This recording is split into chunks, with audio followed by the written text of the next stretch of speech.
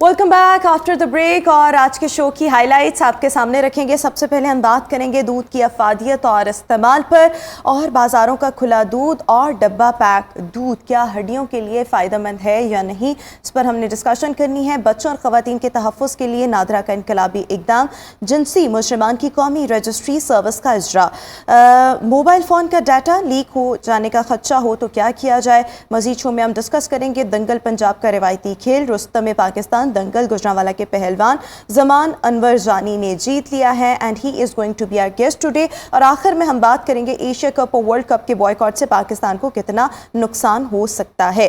ये है हमारे शो की आज की हाईलाइट्स, जो हम आगे चलकर तफसील में आपके साथ डिस्कस करेंगे। ये है हमारा अभी हेल्थ एंड फिटनेस सेगमेंट, जिसमें हमने बात करनी है दूध की अफादियत पर। जब हम दूध की बात करते हैं सो बेसिकली ये एक कंप्लीट मील है जिसमें हर तरह के न्यूट्रिएंट्स जो हैं पाए जाते हैं, जो कि एसेंशियल न्यूट्रिएंट्स होते हैं। इसके साथ साथ विटामिन्स एंड मिनरल्स। जब हम कैल्शियम की बात करते हैं सो दूध में बहुत अच्छी अमाउंट में कैल्शियम जो है वो पाया जाता है। सो इस पर भी हम बात करेंगे। और साथ ही साथ जब हम दूध की बात करते हैं सो हर एज ग्रुप के लिए दूध जो है वो बहुत ज़्यादा फ़ायदेमंद होता है। लेकिन कुछ लोग हमारे यहाँ ऐसे भी होते हैं जो कि अक्सर कंप्लेन कर रहे होते हैं कि जब हम दूध पीते हैं सो हमें दूध डाइजेस्ट नहीं होता। इसकी क्या रीज़न है? और फिर ऐसे लोगों को रिकमेंड ये किया जाता है कि आप दूध का इस्तेमाल मत करें, लेकिन आप डेयरी प्रोडक्ट्स की तरफ जा सकते हैं। जैसे पनीर का इस्तेमाल कर सकते हैं, जैसे आप मिल्क शेक्स का इस्तेमाल कर सकते हैं, स्मूदीज़ का इस्तेमाल कर सकते हैं, दही का इस्तेमाल कर सकते हैं। सो इन तमाम चीज़ों पर आज हमने बात करनी है। हमारे साथ शो में हमें ज्वाइन कर रही हैं न्यूट्रिशनिस्ट लाला रुख, हमारे साथ इस वक्त शो का हिस्सा है। Lala Rukh, thank you so much and very good morning. So सबसे पहले दूध की जब हम बात करते हैं, इससे हमें बहुत अच्छी अमाउंट में कैल्शियम जो है वो मिलता है। किसी भी नॉर्मल इंसान के लिए जिसके साथ कोई एसिड प्रॉब्लम अटैच नहीं, उसके लिए रिकमेंडेड अमाउंट जो है पर डे वो कैल्शियम का कितना है, और दूध के एक गिलास से हमें कितना कैल्शियम जो है वो मिलता है, और फिर अल्टीमेटली वो किस तरह से हमें फ़ायदा पहुँचाता है। जो दूध है बेसिकली आपके 6 फूड ग्रुप्स जो बहुत इंपॉर्टेंट हैं पूरे दिन के न्यूट्रिएंट वैल्यूज़ पूरा करने के लिए, सबसे मेन ग्रुप है जिसको हम डेयरी का ग्रुप कहते हैं, जिसके अंदर हमारा दूध आ जाता है। तो दूध बेसिकली आपका कैल्शियम लेवल्स जो हैं कम से कम 28% की ज़रूरियात पूरी करते हैं।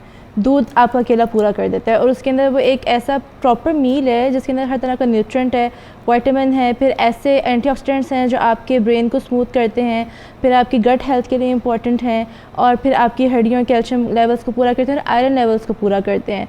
और दूध जो बेसिकली डेफिनेटली ज़्यादा इंपॉर्टेंट इसलिए भी है कि बर्थ से लेके आपके डेथ तक हर एज ग्रुप के लिए दूध जो है वो इम्पॉर्टेंट है और वो पिया जा सकता है। तो आपकी बेसिकली क्या कहते हैं 50% तक आयरन लेवल्स को पूरा कर रहा होता है, और आपके 28% तक विटामिन डी लेवल्स को पूरा कर रहा होता है, जो आपके ब्रेन हेल्थ के लिए इंपॉर्टेंट है, जो आपकी जॉइंट्स के लिए इंपॉर्टेंट है, और आपकी 25% तक आपकी कैल्शियम लेवल्स को पूरा कर रहा होता है। 25% तक आपके कैल्शियम लेवल्स को पूरा करता है। और किसी भी इंसान के लिए, मैं हूँ आप हैं, ख़वातीन के लिए ज़रा उनको ज़्यादा कैल्शियम रिक्वायर्ड होता है, या बच्चों के लिए जब हम बात करते हैं सो बच्चों के लिए तो चलें दूध तो वो बहुत ज़्यादा इस्तेमाल करते हैं। जैसे जैसे हम बड़े होते रहते हैं हमारी रूटीन से दूध जो है वो माइनस होता जाता है। बहुत से अभी हम इंडिविजुअल्स देख लें वो दूध पीना पसंद नहीं करते। जब हम दूध की बात करते हैं तो कैल्शियम की कितनी अमाउंट इसके अंदर 25% आपने कही, बट हमारी नीड कितनी है पर डे कैल्शियम की, और फिर उसका 25% हमें दूध से मिल रहा है। बिल्कुल, हमारी जो कैल्शियम की नीड है ना एक दिन की, वो बेसिकली पूरी ही आपकी डेयरी प्रोडक्ट से हो रही होती है, क्योंकि इसके अलावा कोई ऐसा फूड प्रोडक्ट नहीं है जो आपकी कैल्शियम नीड्स को पूरा कर सके। और एक दिन की ही इतनी रिक्वायरमेंट है उसकी कि 28,000 समथिंग जो है वो आपको रिक्वायर्ड होता है एक दिन के लिए, जो आपका मैक्सिमम लेवल दूध से पूरा हो रहा होता है। या फिर डेयरी हम रोज़ाना अगर 1 गिलास दूध पी लेते हैं या 1 कप ऑफ मिल्क, सो उससे हमें जो हमारी ज़रूरत है कैल्शियम की पर डे वो पूरी हो जाती है 1 गिलास से। 1 गिलास से नहीं, वो 1 गिलास आपका दूध इंक्लूड होता है। उसके अलावा डेयरी की कम से कम 3 से 4 सर्विंग्स होती हैं जो आपके कैल्शियम लेवल को पूरा कर देती हैं प्रॉपर, जिसके अंदर दूध आ जाता है, दही आ जाता है, फिर चीज़ आ जाती है, फिर दही से बनी अशिया, दूध से बनी अशिया, क्रीम आ जाती हैं, वो सब आ जाती हैं। तो अगर खाली दूध से हम पूरा करने की बात करें तो एक दिन के अंदर कम से कम भी आपको 1.5 से 2 कप रिक्वायर्ड है दूध का।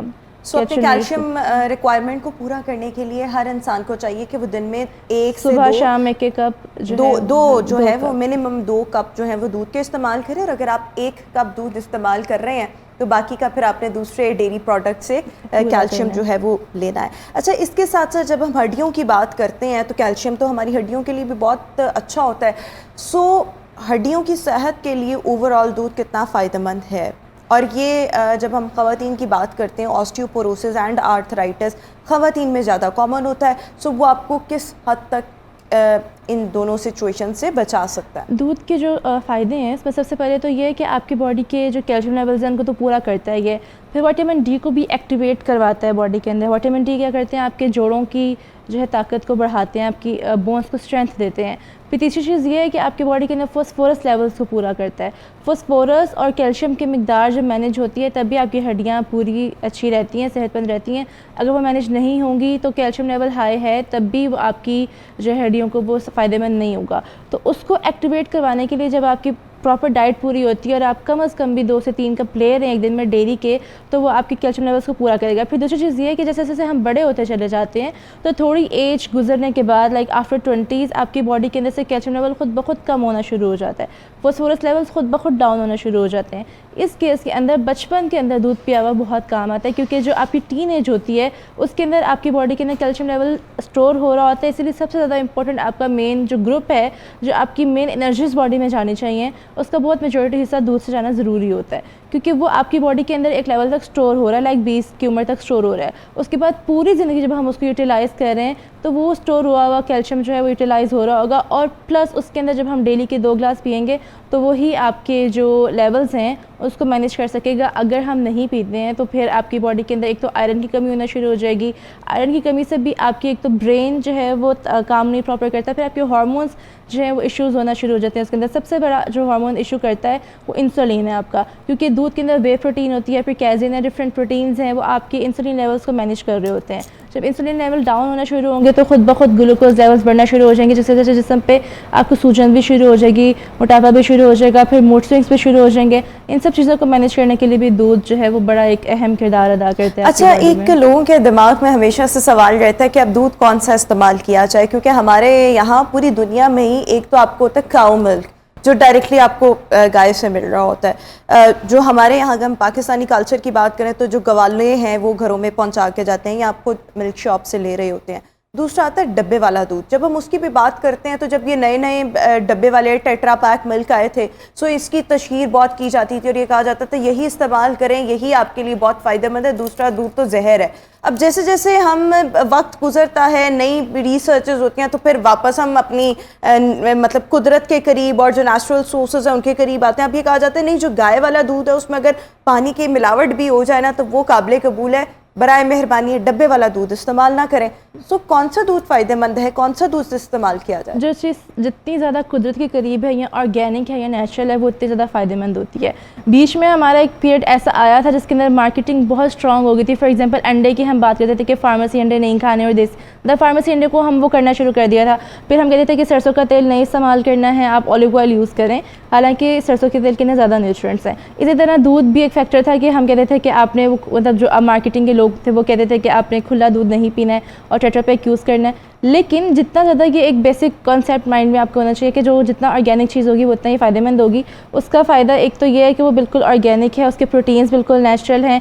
दूसरी बात ये कि जो डब्बे वाले दूध हैं वो सारे तो अब दूध होते भी नहीं हैं, उसके ऊपर डेयरी ड्रिंक लिखा हुआ होता है मोस्टली, और जो दूध होते हैं वो बहुत एक टेक्नोलॉजी से गुजरे होते हैं, तो उनकी जो न्यूट्रिशनल वैल्यूज़ हैं वो कम होती है, उनके अंदर कोलेस्ट्रॉल लेवल्स बहुत हाई होते हैं। कोई भी इंसान जो है वो टेट्रा पैक इस्तेमाल करे। अच्छा, बहुत से दूध अभी जो डिफरेंट कंपनीज हैं उन्होंने कैल्शियम फोर्टिफाइड जो दूध हैं वो इंट्रोड्यूस करवाए हुए हैं। अच्छा, ये कहा जाता है जो उनके नॉर्मल टेट्रा पैक्स हैं वो शायद उतने फ़ायदेमंद नहीं है, वो आप चाय वगैरह के लिए इस्तेमाल कर लें, लेकिन जो कैल्शियम फोर्टिफाइड मिल्क्स हैं, ये इस तरह के दूसरे जिनको ज़्यादा उसमें न्यूट्रिएंट्स और मिनरल्स को ऐड किया गया होता है वो फ़ायदेमंद हैं। सो क्या वो उनके कंपैरिजन में जो कैल्शियम फोर्टिफाइड है या किसी न किसी अमल से गुजरते हैं, फोर्टिफिकेशन के मराहल से गुजरते हैं, वो बेहतर हैं, या अगेन हम जब गवाले वाले दूध से कंपैरिजन करें तो दोनों का जो एक नॉर्मल पर्सन है ना उसके लिए तो ये रिकमेंडेड है कि अगर आपके पास अवेलेबल है तो आप खुला दूध ही पिएं जो गवाले वाला होता है, जो असल होता है। अगर नहीं है, मतलब फॉर एग्जांपल कुछ टीनेजर बच्चियाँ होती हैं जो अभी अपनी 18, 19, 20 की उम्र से गुजर रही होती हैं, और या फिर वो कुछ ऐसी ख़वातीन जो थोड़ी एज में जा चुकी होती हैं, जो मेनोपॉज के करीब होती हैं, इस 2 ड्यूरेशन के अंदर जब आपको प्यूबर्टी हिट करती है और जो ख़त्म हो रही होती है तो आपकी बोन्स के ऊपर बहुत ज़्यादा जोर डल रहा होता है और आपके हार्मोन्स बहुत डिफरेंट चेंज हो रहे होते हैं, उस टाइम के अंदर हम रिकमेंड करते हैं कि आप कोई ना कोई लाइक नेस्पिटा हो गया जिसके अंदर फोर्टिफिकेशन ज़्यादा हैं, वो वाला पी लें। बिल्कुल ठीक है। अच्छा, ये शॉर्ट ऑफ टाइम तो मैंने 2-3 सवाल करने हैं, आपने बहुत क्विकली इनका आंसर करना है। एक तो ये कि बहुत से मैंने ऐसे दो लोग देखे हैं जो अक्सर कंप्लेन करते हैं, और मेरे साथ अपने साथ भी ये प्रॉब्लम है कि दूध जो है वो डाइजेस्ट नहीं होता। सो ऐसी सिचुएशन में जिन लोगों को दूध डाइजेस्ट नहीं होता उनको क्या करना चाहिए क्विकली? दूध डाइजेस्ट नहीं होता तो उसका मतलब है कि प्रोबायोटिक्स आपकी बॉडी के डिस्टर्ब हैं, या तो आप उसका कोई ना कोई कोर्स करें, नहीं तो फिर आप उसका कोई ना कोई सब्स्टिट्यूट यूज़ कर सकते हैं। क्रीम अच्छी है, चीज़ सबसे बेस्ट है दूध का सब्स्टिट्यूट। कॉटेज चीज़ या कौन सी चीज़, ये भी बताते हैं। पनीर जो हमारे घर पे निकल रही होती है सबसे बेस्ट तो फिलहाल वही है, आप वो यूज़ कर सकते हैं जो ऑर्गेनिक है। लो कैलोरी जिसको हम कहते हैं ना, कैलोरीज उसमें बहुत कम वो ऑलरेडी कम हो जाती हैं उसमें। अच्छा, पनीर में और दही भी इस्तेमाल की जा सकती है, दही भी कर सकते हैं। कुछ लोगों को दही का भी मसला होता है तो चीज़ बेस्ट ऑप्शन है, लेकिन जिनको दही से भी मसला नहीं है वो दही यूज़ व्हाट कर इज द सकते हैं। Best time to drink a glass of milk? या रात को सोने से पहले या सुबह निहार मुँह नाश्ते के साथ। और ठंडा या गर्म दूध? दोनों डिफरेंट डिपेंड करता है। क्योंकि मैं मतलब जिस माहौल में मैं बड़ी हुई हूँ, मैंने तो हमेशा ये सुना है कि ल्यूक वार्म जो दूध है वो आपको बहुत ज़्यादा फ़ायदा पहुँचाता है। दोनों की अलग तासीर है, दोनों तासीर में वो काम करता है, वो पेशेंट के ऊपर डिपेंड करता है। अगर गर्मी है तो आप उसको ठंडा भी यूज़ कर सकते हैं जिस्म की गर्मी ख़त्म करने के लिए, और अगर आप उसको गर्म यूज़ करेंगे तो दूध में हम हल्दी मिलाकर पीते हैं या इस तरह से कुछ साथ उसके इस्तेमाल कर रहे होते हैं, तो क्या ये हमें एडिशनल फ़ायदा कोई दे रहा होता है? बिल्कुल बिल्कुल, वो तो भी ड्रिंक्स की फॉर्म में आ जाता है ना उसके, वो एंटीऑक्सीडेंट ड्रिंक बन जाता है, बड़ा स्ट्रॉन्ग आपकी बॉडी की इम्यूनिटी को बूस्ट करता है, जिस्म के अंदर से जितने जरासीम को ख़त्म करता है, मारता है। And last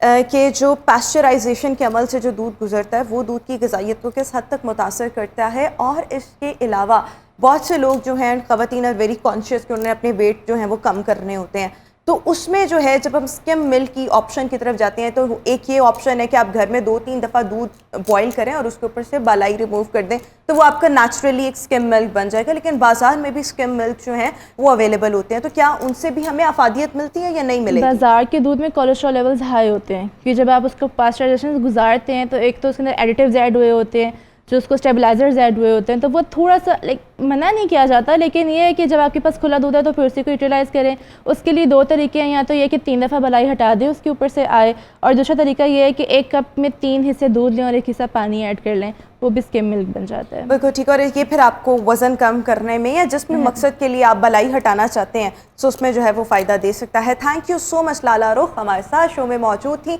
so it is recommended कि 2 ग्लास जो हैं वो कम से कम दूध के रोज़ाना इस्तेमाल किए जाएँ। अगर 1 ग्लास इस्तेमाल किया जा रहा है तो फिर जो एक है वो दूसरे डेयरी प्रोडक्ट्स जो हैं उनसे जो है वो दूध की सर्विंग जो है वो इस्तेमाल कर ली जाए। और जिन लोगों को दूध हज़म नहीं होता, डाइजेस्ट नहीं होता, उनके लिए डेयरी प्रोडक्ट्स जो हैं, कॉटेज हो गया, cottage cheese, yoghurts, smoothies and milk shakes, ये बहुत ज़्यादा फ़ायदेमंद है। बट दूध जो है इन एनी केस इस्तेमाल लाजमी करना चाहिए क्योंकि इसके बहुत ज़्यादा फ़ायदे हैं। अभी हम शो में एक ब्रेक शामिल करेंगे, वापस आएंगे ब्रेक के बाद। Stay with us and good morning.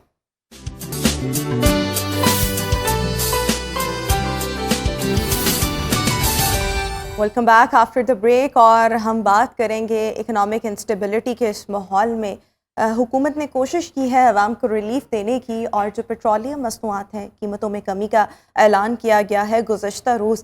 लेकिन जब हम बात करें कि महंगाई से ऑलरेडी जो सताए हुए अवाम है, क्या उनको रिलीफ मिला है या नहीं मिला, सो मुझे लगता है ये जो कमी है, एक तो ये कि ये फिर कमी जो है वो बरकरार रहनी चाहिए, उसको सस्टेन करना चाहिए, और दूसरा ये कि ये बहुत थोड़ी शायद कमी है क्योंकि इजाफा बहुत ज़्यादा किया जाता है, लेकिन जब कमी की जाती है तो बहुत थोड़ी की जाती है। और फिर ये जो कमी है वो हमें तो उसको शुमार करना चाहिए कि ये आटे में नमक के बराबर है, लेकिन इसकी एक्चुअल डिटेल्स क्या हैं, हुकूमत की जानिब से क्यों ये फ़ैसला किया गया है। हमारे साथ हमारे चीफ रिपोर्टर अशरफ मेहताब साहब इस वक्त मौजूद हैं। अशरफ साहब, थैंक यू सो मच। सो अशरफ साहब, सबसे पहले मुझे ये बताइएगा कि ये कितनी कमी की गई है पेट्रोलियम मसनूआत की जो कीमतें हैं इनमें, और कमी का ख्याल हुकूमत को आ कैसे गया, क्योंकि एक तरफ तो जो political chaos, economic instability, inflation का जो माहौल है उसमें अवाम में शदीद गमो गुस्सा पाया जा रहा है अगेंस्ट गवर्नमेंट।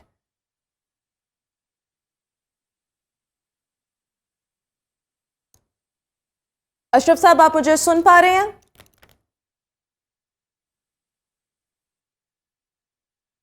अशरफ साहब से दोबारा रब्ता करने की कोशिश करेंगे। अभी मज़ीद हम अपने अगले सेगमेंट की तरफ आ जाते हैं। मीनवाइल हम अशरफ साहब से भी रब्ता कर लेंगे। नादरा की जब हम बात करते हैं तो नादरा की जानिब से एक बहुत ही ज़बरदस्त किस्म का इनिशिएटिव लिया गया है और बच्चों की और ख़वातीन की जो प्रोटेक्शन है उसको मेक श्योर करने के लिए बेसिकली जो जिनसी मुजरिमान हैं उनकी नेशनल रजिस्ट्रेशन सर्विस का इजरा जो है वो किया जा चुका है। ये नेशनल रजिस्ट्रेशन सर्विस जो है मुजरिमान की, जो रेपिस्ट होते हैं उनकी, या किसी भी ऐसी एक्टिविटी में जो मुलविस मुलजिमान हैं, जो मुजरिमान हैं, उनके लिए ये जो इक़दाम, उनके ख़िलाफ़ ये जो इक़दाम उठाया गया है नादरा की जानिब से, इसकी एक्चुअल डिटेल्स क्या हैं और इससे हम सब लोग किस तरह से मुस्ताफ़ीद हो सकते हैं। Right now we are having our correspondent Hafiz Mehboob in our show.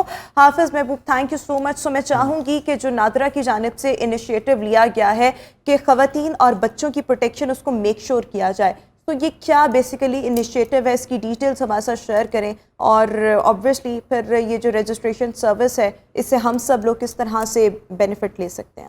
जी बिल्कुल, हालिया दिनों में जो है वो नादरा ने बड़े अच्छे इकदाम किए हैं, जिनमें से एक ये भी है। इसमें ये है कि अगर आपने अपने मदरसे में, घर में, स्कूल में या किसी भी अदारे में जो कोई प्राइवेट मुलाजिम रखना है तो उसकी डिटेल मालूमात करने के लिए जो है नादरा ने एक कोड दिया है 7000, यानी कि 7000।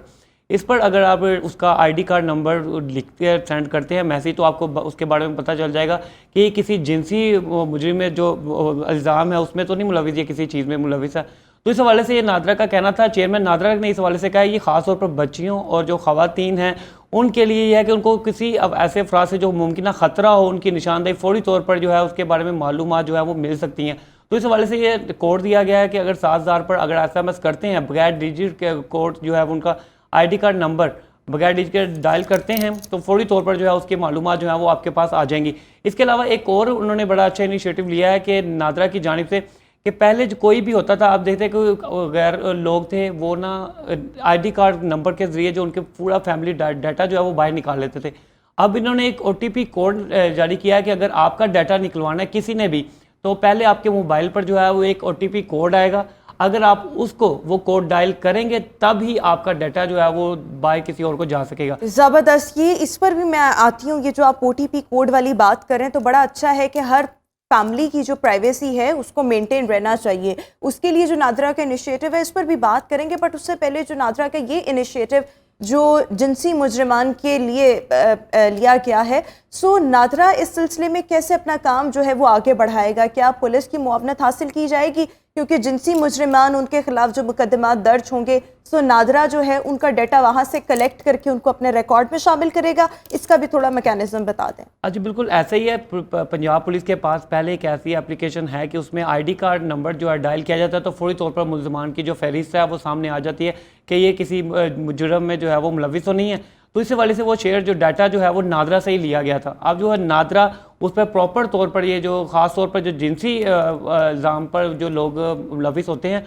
उनका डाटा जो इकट्ठा करके एक ऐसा मैकेनिज्म तैयार किया गया है, ऐसे कि आप जब 7000 पर SMS करेंगे तो उस शख्स जो भी होगा जो इस काम में मुलविस होगा उसका डाटा जो फौरी तौर पर आ जाएगा। तो जितने भी जो रेपिस्ट जो हैं उनकी निशानदेही करेगी या पुलिस इनको गिरफ्तार करेगी, सो नादरा जो है वो वहाँ पुलिस स्टेशन से डायरेक्ट पुलिस वालों से जो है तमाम तर मालूमात इकट्ठी करेगा, अपने सिस्टम में इंस्टॉल करेगा या फीड करेगा, और उसके बाद जो लोग हैं वो आईडी कार्ड जो है उसको 7000 पर भेज के आईडी कार्ड नंबर को वहाँ से जो डिटेल्स हैं वो हासिल कर सकते हैं। डिटेल हासिल करेंगे। उसके बाद ये है कि जो लोग जिन्होंने ये डिटेल हासिल किया उसके बाद 15 पे कॉल करके उस बारे में बता सकते हैं कि ये फलां बंदा है तो इसमें ये मुजरिम है लेकिन ये हमारे पास आया, तो इस वाले से पुलिस जो है फौरी तौर पर एक्शन भी लेगी। अच्छा, ये पूरे पाकिस्तान में ये तमाम काम जी पूरे पाकिस्तान में नादरा जो है, चेयरमैन नादरा ने कहा है पूरे पाकिस्तान में यही सिस्टम होगा और ये स्टार्ट हो चुका है। जी बिल्कुल। ये अच्छा, एक और चीज़ कि जब हम दफातर की बात करते हैं या मुख्तलिफ यूनिवर्सिटीज़ या इंस्टीट्यूट्स की बात करते हैं जहाँ पर मुलाजमीन आते हैं, अब मुलाजिम जो है क्या उसका स्वीपर होना, क्या उसका पियन होना, क्या उसका ऑफिस बॉय होना,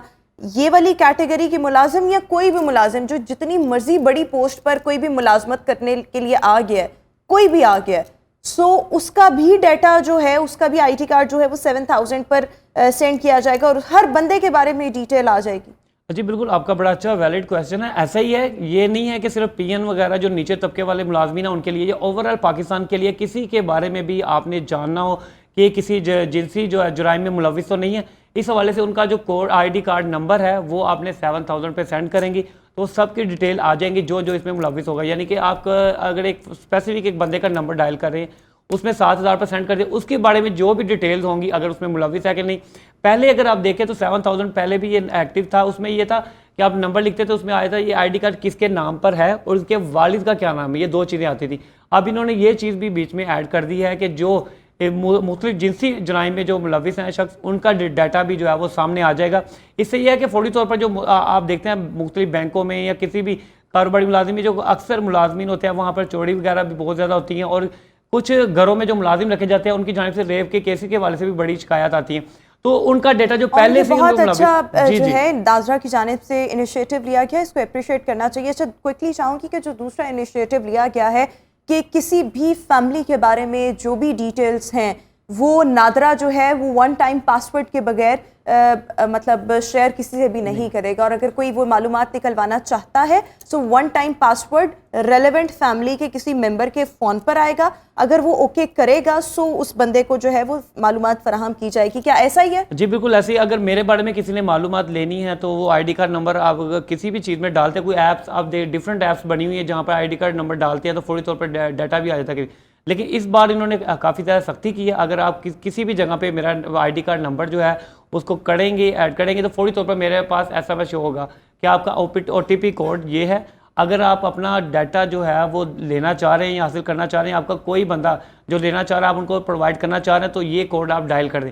अगर मेरी तरफ से वो कोड एंटर नहीं किया जाएगा तो वो डाटा किसी भी सूरत जो है वो दूसरा जो फ्री है उसको नहीं मिल सकेगा। एक और चीज़ में थोड़ा सा कंफ्यूज हो गई हूँ कि एक तरफ हम पहले इनिशिएटिव की बात कर रहे हैं जिसमें रेपिस्ट की मालूमात के लिए नादरा ने कहा है कि जनाब ये ID कार्ड नंबर जो है इस नंबर पे सेंड करें और आपको मालूमात मिल जाएंगी। ये एक अलहदा प्रोसेस है, लेकिन वन टाइम पासवर्ड इससे अलहदा है, यानी कि वो तो फिर उस बंदे को पता चल जाएगा और वो कोड तो कोई अपना किसी से शेयर ही नहीं करेगा। नहीं, वो ऐसा है कि जो 7000 पे अगर आप SMS करते हैं उसमें सिर्फ डिटेल सिर्फ दो चीज़ें आती हैं। वो बताया एक वालिद का नाम और किस नाम पे ID कार्ड है और नीचे ये आ जाएगा कि इसने ये जुर्म में मुलविस है कि नहीं। अच्छा, सिर्फ इतनी डिटेल आएगी। और अगर आप दूसरा कोड और कोई पर्सनल डिटेल FRC यानी कि फैमिली बैकग्राउंड फैमिली ट्री अगर आप चाह रहे हैं तो उसके लिए एक OTP कोड लाजमी है।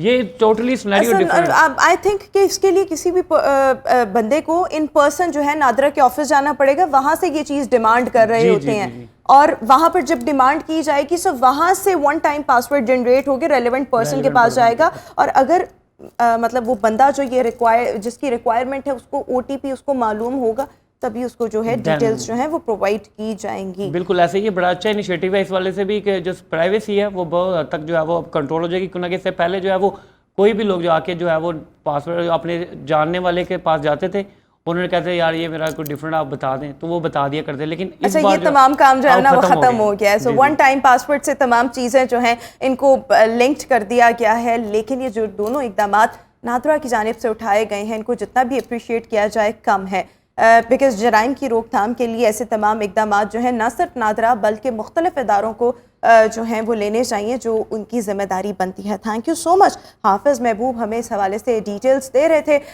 इसी के साथ मज़ीद शो में आगे बढ़ेंगे और हम बात करना चाह रहे थे पेट्रोलियम मसनूआत की कीमतों में कमी का ऐलान, और ये ऐलान क्यों किया गया है और अवाम का इस पर क्या रद्द-ए-अमल है। इस पर हमारे जो चीफ कॉरेस्पॉन्डेंट हैं अशरफ मेहताब साहब एक दफ़ा फिर से हमारे साथ मौजूद हैं। अशरफ साहब thank you so much. Ashraf साहब सबसे पहले मैं ये जानना चाहूँगी जो पेट्रोलियम मसनूआत की कीमतों में कमी की गई है किस हद तक ये कमी है, अवाम की जानिब से क्या रद्द-ए-अमल है, प्लस जब हम पॉलिटिकल कियोस की बात करते हैं, इकोनॉमिक इंस्टेबिलिटी की बात करते हैं, इन्फ्लेशन की बात करते हैं तो अवाम में बहुत ज़्यादा इस पर गमो गुस्सा जो है वो हुकूमत के खिलाफ भी पाया जा रहा है। सो उस चीज़ को कूल डाउन करने के लिए क्या हुकूमत ने गुज़श्ता रोज़ ये फैसला लिया? जी बिल्कुल, इसमें 2-3 अवामल कार फरमाए। नंबर एक तो ये था कि हुकूमत की अपनी भी सुबकी हो रही थी कि वो महंगाई पे महंगाई करती जा रही है। आए रोज़ हर 15 रोज बाद जो है पेट्रोल की कीमत बढ़ा दी जाती है या वहीं पे रखी जाती है। और हुकूमत का ये था कि जो उन्होंने IMF की शर्त मानी हुई थी कि जो पेट्रोल की कीमत है वो कम ना की जाए ताकि जो लेवी टैक्स है और बाकी टैक्सेस है वो बड़ी तादाद में हो। तो इस वजह ये भी वजह थी, लेकिन अब बैनुल-अक़वामी मार्केट में पेट्रोल की कीमत नीचे आई है। ये तकरीबन $85 से अब जो है इस वक्त $76 पे या $10 का फ़र्क पड़ गया वहाँ पे भी। तो ये भी एक वजह बनी है कि ये इसकी कीमत। और दूसरा ये कि आपको पता है कि अब इलेक्शन ईयर ये हिसाब से और इलेक्शन तकरीबन अब 4-5 महीने 6 महीने बाद होने वाले हैं। तो उसमें ये हुकूमत का जो स्टांस मुझे नजर आ रहा है सियासी तौर पे वो यही था कि अब लोगों को रिलीफ दिया जाए ज़्यादा से ज़्यादा, क्योंकि माजी के जो 10-11 महीने इसके अंदर जो मुश्किल फैसलों के नाम पे आवाम पे महंगाई थोपी गई थी, उसका फिर यही असर था कि उसको कम किया गया। तो ये पेट्रोल की कीमत में 12 रुपये कमी की गई है, मिट्टी का तेल है, लाइट डीजल है, इसकी कीमत में भी 12 रुपये कमी की गई है। लेकिन सबसे बड़ी कमी जो की गई है वो हाई स्पीड डीजल में है। इसका एक सबसे बड़ा फायदा ये होगा कि आने वाले दिनों में जो कपास की फसल लगेगी उसकी पैदावारी लागत कम होगी। फिर इसके साथ साथ जो हमारी चावल की फसल है, मेन फसल है, वाद मुल्क है पाकिस्तान जिसमें जो चावल के जो फसल है उसमें खुद कफील भी नहीं है, बल्कि ज्यादा उसमें करता है और वो बरामद करके ज़रे मुबादला कमाता है। तो ये जब डीजल जो है ये ट्रैक्टर में भी चलता है जब वो जमीन अमवार करते हैं, इसके अलावा बाकी जो ज़रूरी हालात हैं उसके अंदर भी चलता है, और इसके अलावा जो हमारे ट्यूबवेल्स हैं बेशतर इलाकों में जहाँ पे नहरी पानी और बाकी पानी कम है वहाँ पे ये फिर ट्यूबवेल चलाए जाते हैं और उसके अंदर भी डीजल ही चलता है। तो ये 30 पे कमी से मुराद है कि वो जो किसान है, काश्तकार है, उसको बहुत बड़ा रिलीफ मिला है, उसकी जो पैदावारी लागत है उसमें फ़र्क आएगा। इसके अलावा जो हमारी ट्रांसपोर्ट है, पब्लिक ट्रांसपोर्ट, वो बहुत ज़्यादा किराया हो गया था और लोग बड़े परेशान थे, ख़ास तौर पे जिनके पास अपनी सवारी नहीं थी और वो कहीं आना जाना होता था उनको, तो उनके लिए बड़ी मुश्किलात थी। आमदन उनकी बड़ी नहीं है, लेकिन अब ये कि अच्छा अशरफ साहब, एक और चीज़, एक तो ये लाइटर नोट पर ये मैं बात कह रही हूँ कि आप कह रहे हैं कि अगले 4-5 महीने में इंतखाबात होने हैं, तो हमारे ज़राए तो कहते हैं कि कोई नहीं होने, बट हो जाए तो जाहिर ही बात है सबके लिए सबको सुकून भी आ जाएगा, बेहतर होगा। ये मैंने वैसे लाइटर नोट पे बात की है। अच्छा, दूसरी चीज़ अगर हम इस चीज़ पर आएँ जो हम पेट्रोलियम मसनूआत की कीमतों में जो कमी का ऐलान किया गया इस पर बात कर रहे हैं, तो आपको लगता है ये कीमतें जो हैं वो सस्टेन करेंगी? और क्या ये कीमतें जो हैं, जो कमी की गई है, ये क्या बहुत थोड़ी कमी नहीं है, इससे ज़्यादा कमी भी तो की जा सकती थी? जी बिल्कुल, ज़्यादा भी की जा सकती। देखें, सस्टेनेबल इसलिए इसको कहा जा सकता है कि आने वाले दिनों में आपको पता है रूस से भी सस्ता तेल आ रहा है। 30% जो मार्केट, आलमी मार्केट है, उससे कम कीमत पे हम उनसे तेल ले रहे हैं और उसके जहाज़ भी आने शुरू हो जाएंगे। तो फिर जब वो आएंगे तो यकीनी बात है उसके बाद फिर मज़ीद कमी होगी। 30% कमी का मतलब है कि अगर अब इस वक्त 270 रुपये में आपको पेट्रोल मिल रहा है तो इसमें 30% कमी करें तो ये सीधी सीधी कोई 70 रुपये कमी हो जाती है, 60 से 70 रुपये। तो वो तो जब आपको लग रहा है कि आना शुरू मजीद होगा तो कमी होगी? हाँ जी, मजीद कमी का इम्कान है, इसीलिए कि जब हमने मुआहदे कर लिए रूस के साथ और वो तेल देने पर रजामंद हुआ और ये कहा जा रहा है कि इसी महीने के अंदर आखिर तक जो है एक जहाज उनका आ जाएगा, जो कि बहुत ज़्यादा तो नहीं होगा और काफ़ी तो नहीं होगा, लेकिन जब वो आने के बाद दूसरे 1-2 जहाज आएंगे 1-2 महीने के बाद, तो यकीनी बात है फिर तेल वाफर मकदार में हमारे पास मौजूद होगा।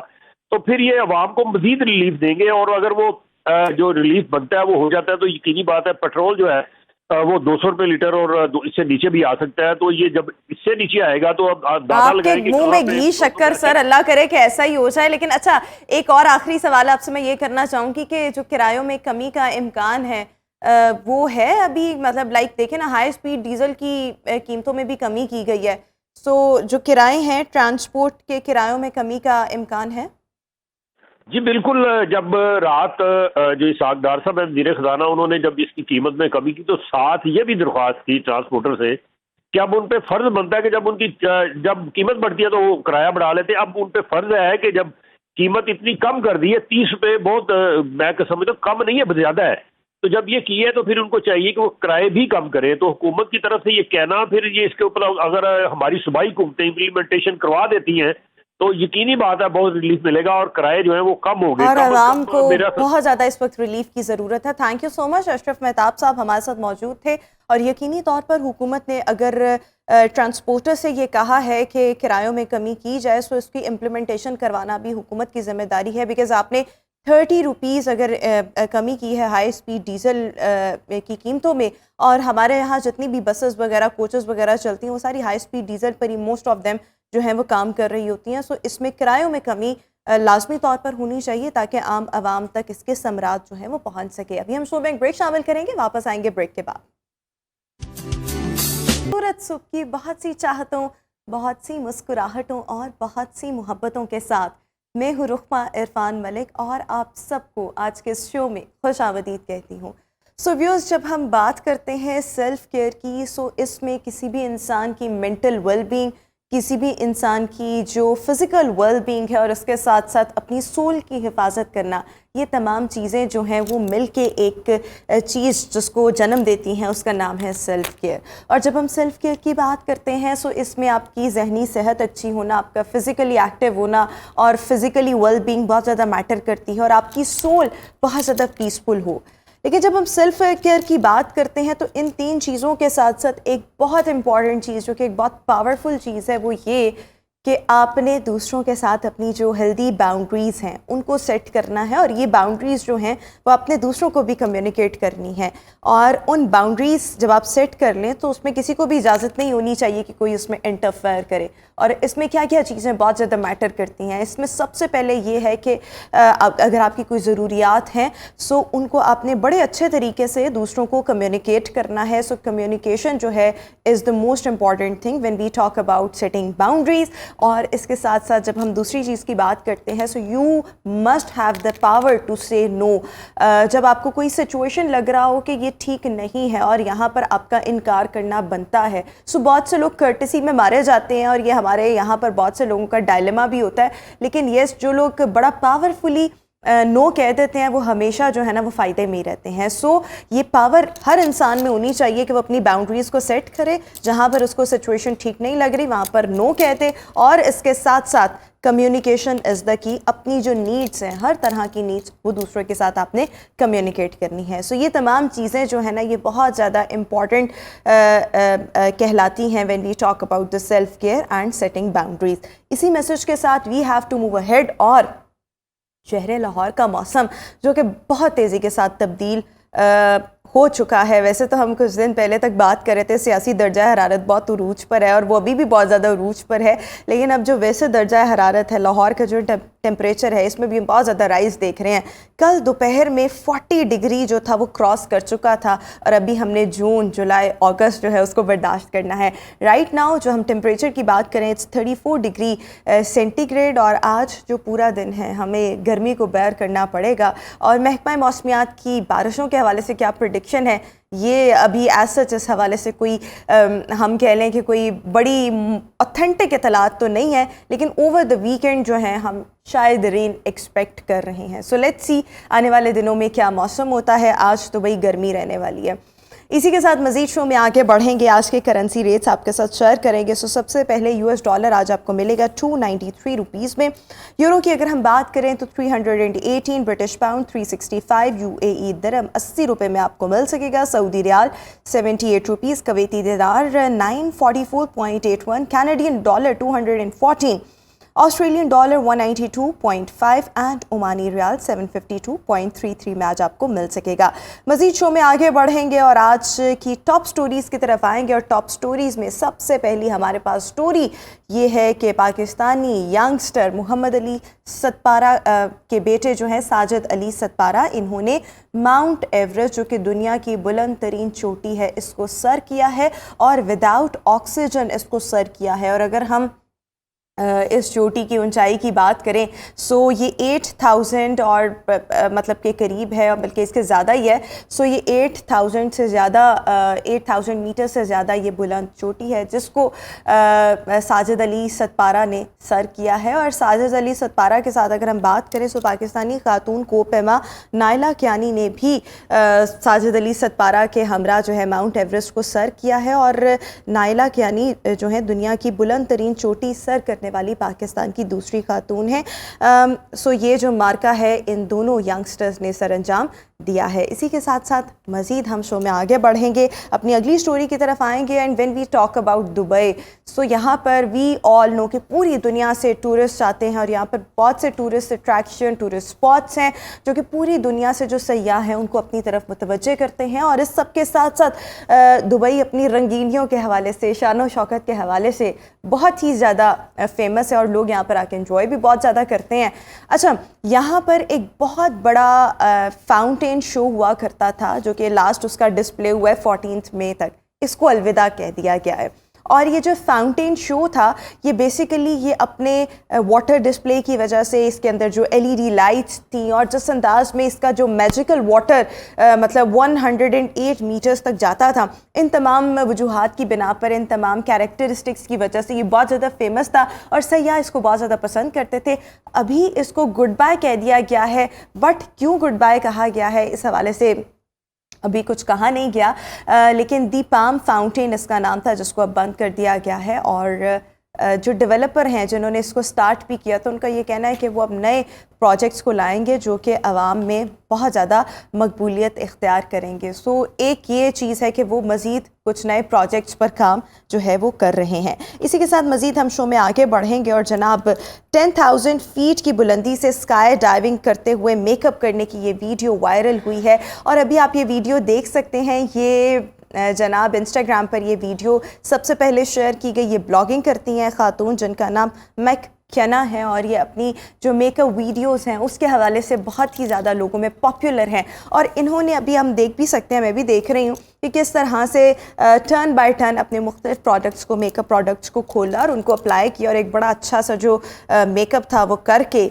और उसको बाकायदा तरीके से शूट किया गया और बहुत से लोगों ने इसको पसंद भी किया, बहुत से लोगों ने इनकी हिम्मत को, करेज को दाद भी दी। सो जब हम ब्लॉगर्स की बात करते हैं ना, सो ब्लॉगर्स करते क्या है कि वो उनका ये काम है और वो इस चीज़ की ताक में रहते हैं कि किस तरह से मुनफरद किस्म का जो कंटेंट है वो लोगों के सामने पेश किया जाए। और ऑब्वियसली जब वो डिफरेंट कंटेंट जनरेट करेंगे और लोगों के सामने पेश करेंगे सो ऑब्वियसली फिर आपको व्यूअरशिप भी मिलती है, आपको इसकी वजह से PR भी मिलती है, आपको पैसे भी मिलते हैं। सो हमारे यहाँ पे ब्लॉगिंग का जो ट्रेंड है हम पिछले 3-4 साल से तो बहुत ज़्यादा देख रहे हैं। लास्ट 2 सालों में इसको बहुत ज़्यादा पज़ीराई मिली और उसी का ये शाखसाना है कि 10,000 फीट की बुलंदी से स्काई डाइविंग करते हुए इस खातून ने मेकअप किया और मेकअप की जो वीडियो है now it's viral on social media.